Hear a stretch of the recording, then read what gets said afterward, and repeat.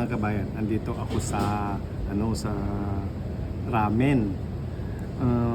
Para lang maraman ninyo na kumbaga yung mga gustong mag-tourist dito sa Oslo kaya sa Norway, malaman nyo kung magkaano para may ano kayo yung kung magkano ang gastos dito pag pumunta kayo. Kumbaga ito wagyu na ramen. Ito ay 245 sa pesos, nasa 1,500. Ito ang laman niya.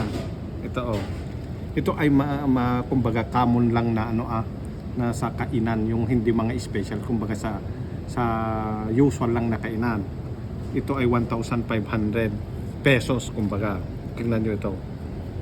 Isang itlog, tapos itong noodle niya, parang pansit canton lang o kaya tapos ito wagyu ang isang wagyu lang, ito isang wagyu, tapos wala na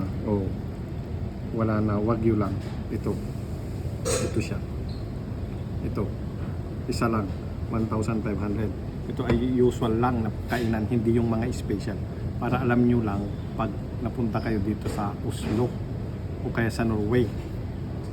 Ayun, tikman natin.